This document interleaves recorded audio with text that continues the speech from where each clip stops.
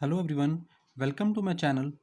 इस वीडियो में आज हम 10th maths chapter number 1 real numbers के एक्स्ट्रा क्वेश्चन स्टार्ट करेंगे जो कि 1 मार्क्स में होंगे। So first question, the HCF and LCM of 12, 21, 15 respectively are. बच्चे, इस क्वेश्चन में हमने इन तीनों नंबर्स के एचसीएफ और एलसीएम फाइंड करने हैं। ओके, ये क्वेश्चन सीबीएसई बोर्ड 2020 एग्जाम में पूछा गया था 1 मार्क में। सो स्टार्ट करते हैं। इन तीनों का हमें एचसीएफ और एलसीएम फाइंड करना है। उसके लिए हमें सबसे पहले तो इन तीनों नंबर्स के फैक्टर्स करने पड़ेंगे। तो पहले फैक्टर्स कर लेते हैं। 12 के फैक्टर्स होंगे 2 इंटू 2 इंटू 3।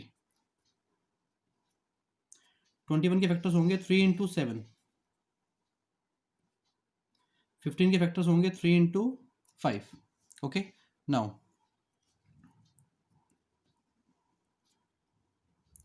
एचसीएफ कैसे निकालते हैं? जो तीनों में कॉमन नंबर आ रहा हो।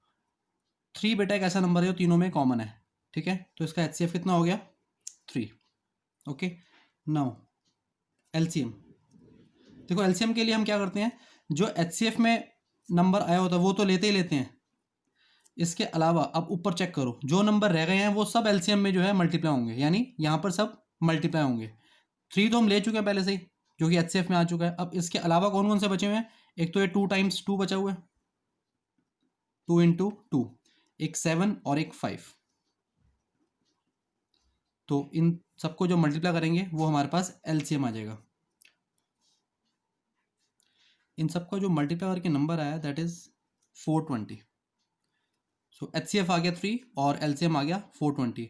अगर हम ऑप्शंस चेक करें तो सी पार्ट हमारा आंसर है, 3 एचसीएफ और 420 LCM. So C part is the answer. Second question, the total number of factors of a prime number is. किसी भी प्राइम नंबर के टोटल कितने फैक्टर्स होते हैं, हमें वो फाइंड करना है इस क्वेश्चन के अंदर। सपोज करो हम सबसे छोटा प्राइम नंबर लेते हैं यहाँ पे, ठीक है, दैट इज 2। 2 के फैक्टर्स कितने होंगे? 1 इंटू 2। कितने फैक्टर्स आए? 2 फैक्टर। इसी तरह से अगर नेक्स्ट मैं प्राइम नंबर लूँ 3, इसके कितने फैक्टर होंगे? 1 इंटू 3, यानी ये भी 2 फैक्टर्स हो गए। ऐसे ही मैं कोई भी प्राइम नंबर ले लूँ, सबके 2 ही फैक्टर आएंगे, एक तो 1 आएगा और एक वो खुद नंबर आएगा। इट मीन्स कभी भी किसी प्राइम नंबर के अगर फैक्टर्स फाइंड करने हो तो हमेशा 2 फैक्टर्स निकल के आते हैं। तो सी इसका आंसर है, दैट इज 2। ठीक है, now third question, the decimal expansion of 33 by 5 square into 2 square into 3 is. हमें इस पूरे एक्सप्रेशन का डेसिमल एक्सपेंशन फाइंड करना है।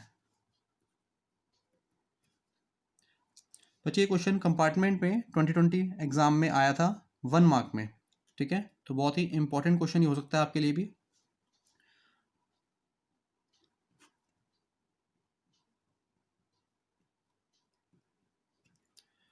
सबसे पहले कट करेंगे यहाँ से।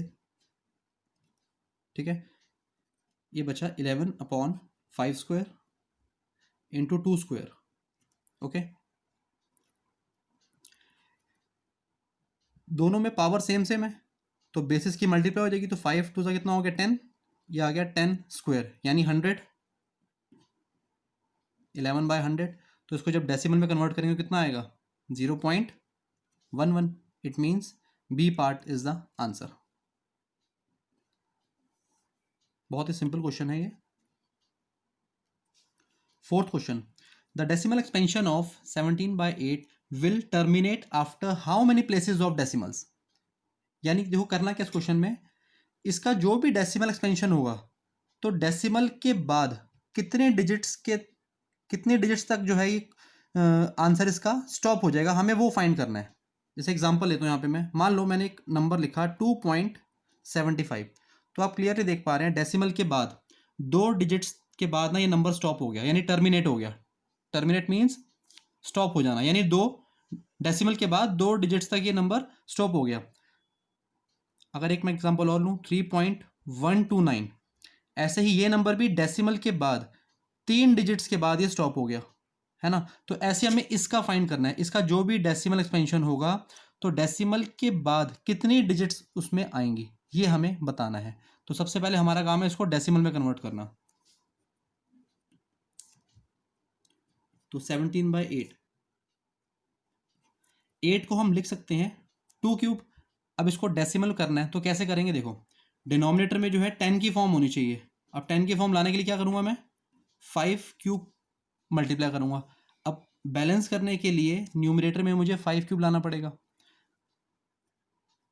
17 इंटू 5 क्यूब होता है 125 upon, basis same different different है, पावर सेम है, तो बेसिस की मल्टीप्लाई हो जाएगी, यानी 10 क्यूब बन जाएगा ये। ठीक है, ये आ गया 17 मल्टीप्लाई 125 अपॉन में 1000। अब इन दोनों की मल्टीप्लाई करते हैं, इन दोनों को मल्टीप्लाई करके आंसर आया 2125 अपॉन 1000। अब डेसिमल में कन्वर्ट कैसे करेंगे, 3 जीरोज है नीचे, तो ऊपर 3 डिजिट्स पहले जो है डेसिमल आ जाएगा। यानी इसका जो आंसर आया, यानी 17/8 का जो डेसिमल एक्सपेंशन आया, उसमें डिजिट्स जो है 3 आ रही हैं डेसिमल के बाद। यही तो हमें फाइंड करना था, यानी डेसिमल के बाद 3 डिजिट्स आ रही हैं। It means C part is the answer. Okay, now fifth question, after how many decimal places will the decimal expansion of the rational number 359 upon 2 to the power 6 into 5 to the power 3 terminate? Same question 4 की तरह है। भी पहले इसको हमने decimal में convert करना है, उसके बाद जो है हमने पता लगाना है कि डेसिमल के बाद कितनी डिजिट्स आ रही हैं जिससे कि ये नंबर टर्मिनेट हो सके। बच्चे ये क्वेश्चन भी कंपार्टमेंट एग्जाम में आया था 1 मार्क के अंदर। तो सबसे पहले इसको डेसिमल में कन्वर्ट करते हैं, 359 upon 2 to the power 6 into 5 cube. अब डेसिमल में कन्वर्ट करने के लिए डिनोमिनेटर में हमारे पास 10 की फॉर्म होनी चाहिए। अब यहाँ पे 10 जब तब तक नहीं आ सकता जब तक यहाँ पे 5 की पावर 6 ना हो जाए। देखो ना, यहाँ पे 2 की पावर 6 है, तो यहाँ भी 5 की पावर 6 लाना पड़ेगा। तो कैसे करेंगे इसके लिए, देखो 5 क्यूब से मल्टीप्लाई कर देंगे डिनोमिनेटर में और न्यूमिनेटर में। ऊपर नीचे क्यों करते हैं, बैलेंस करने के लिए। 359 इंटू 125 अपॉन, ये हो गया 2 की पावर 6 इंटू 5, बेसिस सेम है तो पावर क्या हो जाएंगी इनकी एड अप, तो 3 + 3 कितना हो जाएगा 6। 359 इंटू 125 अपॉन, अब पावर्स दोनों की सेम सेम है देखो, और बेस डिफरेंट है तो बेस मल्टीप्लाई हो जाएंगे, यानी 2 5 से 10 और पावर रहेगी सेम। ओके, अब इन दोनों को करते हैं पहले मल्टीप्लाई। बच्चे इन दोनों को मल्टीप्लाई करके एक नंबर आया 44875 अपॉन 10 to the power 6। ऊपर चेक करो 1 2 3 4 5, यानी 5 डिजिट्स ऊपर है बट नीचे 10 की पावर 6 है। इट मीन्स इसको डेसिमल में जब कन्वर्ट करेंगे तो 0.0 फिर जाके ये 5 डिजिट्स आएंगी। अब चेक कर लो डेसिमल के बाद टोटल कितनी डिजिट्स आ रही हैं, 6 डिजिट्स। इट मीन्स इसका आंसर कितना रहेगा 6, यानी डेसिमल के बाद 6 डिजिट्स के बाद ये नंबर जो है टर्मिनेट हो पाएगा। It means 6 is the answer. Okay, next question, sixth, if two positive integers a and b are written as a equal to xy square comma b equal to x cube y, whereas a and b are prime numbers, then LCM of a and b is, हमने यहाँ पे a और b का LCM find करना है।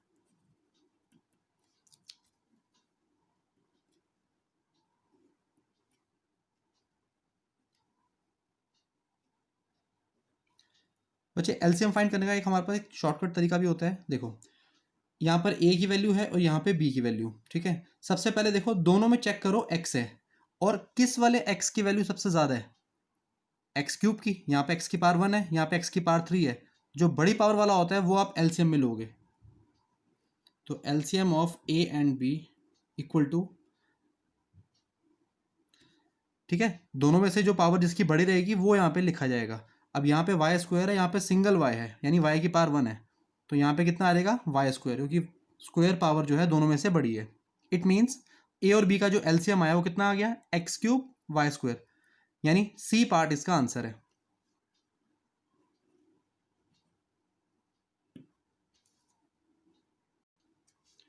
Question number 7, sum of two prime numbers is always a prime number. अब ये true है या फॉल्स है?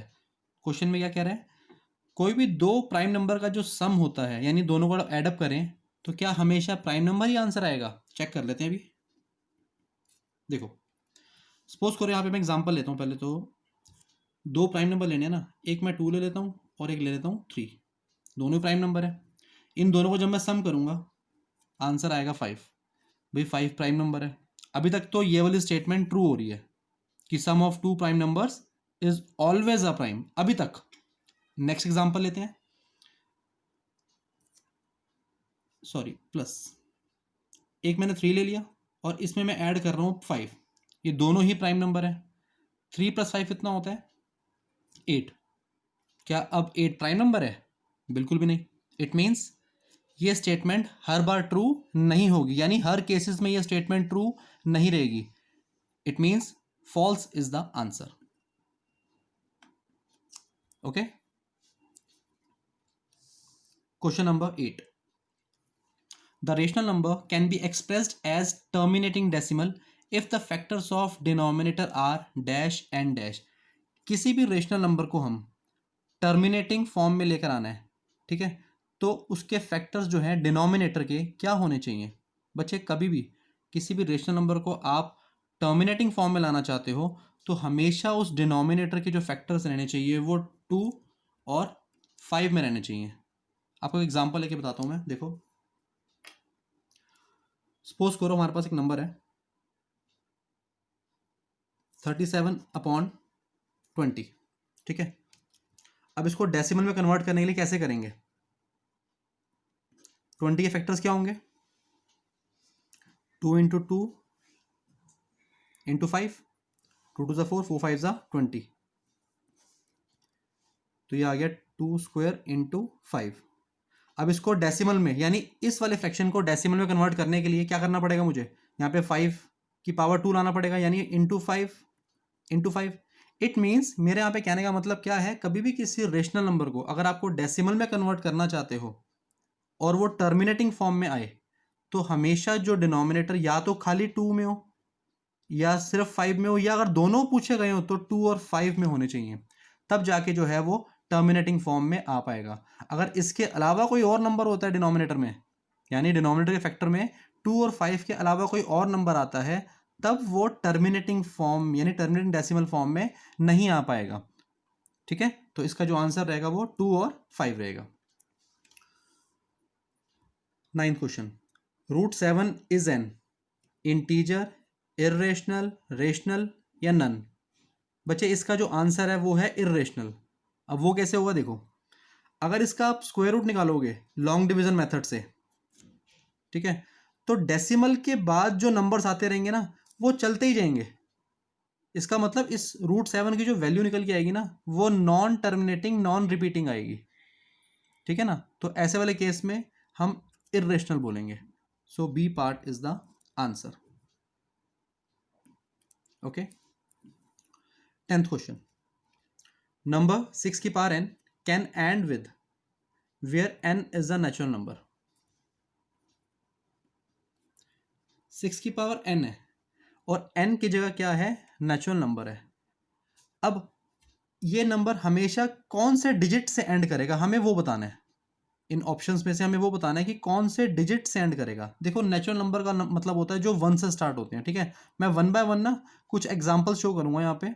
सबसे पहले हम पुट करेंगे n की जगह पे 1, तो 6 की पावर 1 हो गई। कितना आंसर आया? 6। नेक्स्ट नेचुरल नंबर क्या होता है? 2, तो ये 2 पुट किया। 6 स्क्वायर क्या होएगा? 36। किससे एंड हो रहा है? देखो ये 6 से। नेक्स्ट नेचुरल नंबर लिया 3, 6 क्यूब होता है 216। ये भी किससे एंड हो रहा है? 6 से। बच्चे इसी तरह से अगर आप 6 की पावर में कोई भी नेचुरल नंबर लोगे तो उसकी जो वैल्यू निकल के आएगी ना उसके लास्ट में हमेशा 6 ही मिलेगा आपको। It means D part is the answer. Okay, 11th question, find a + b from the given factor tree. तो बच्चे एक तरह से ये ट्री डायग्राम दे रखा है आपको। इसमें से आपने सबसे पहले a और b की वैल्यू फाइंड करनी है, देन दोनों का सम कर देना है। सबसे पहले देखो यहाँ पे जो ए है इसके दो फैक्टर्स हैं 2 और 21, यानी इसका मतलब क्या हुआ a इक्वल टू 2 इंटू 21। तो यहाँ से a की वैल्यू कितनी आ गई 42, और 21 के कितने फैक्टर्स हैं 2, 3 और b, 3 इंटू b। अब 3 से हम किसको मल्टीप्लाई करेंगे 21 आए 7 से, तो हम b की जगह क्या लिख देंगे यहाँ पे 7। तो इट मीन्स 21 के नॉर्मल फैक्टर्स क्या हो जाएंगे 3 इंटू 7। बी की वैल्यू कितनी आ गई यहाँ से 7। हमें फाइंड करना है a प्लस बी, तो a plus B equal to कितना हो जाएगा 42 प्लस में 7, यानी 49 इज द आंसर। तो सी पार्ट इसका बच्चे आंसर हो गया। ठीक है, 12th question, the product of a non zero rational and N irrational number is, यानी एक आप नॉन जीरो रेशनल नंबर ले लो और एक इर्रेशनल नंबर ले लो, दोनों का जब प्रोडक्ट करोगे तो इन चार ऑप्शंस में से क्या आंसर आएगा हमें वो बताना है। सबसे पहले हम लेते हैं non zero rational number. Non zero rational number का मतलब है जीरो के अलावा आप कोई भी ले सकते हो, पॉजिटिव भी ले सकते हो नेगेटिव भी ले सकते हो। तो यहाँ पे हम ले लेते हैं एक, देखो रेशनल नंबर ले लेते हैं जो कि नॉन जीरो रहेगा, दैट इज 1/5। ठीक है, कोई भी ले सकते हैं हम।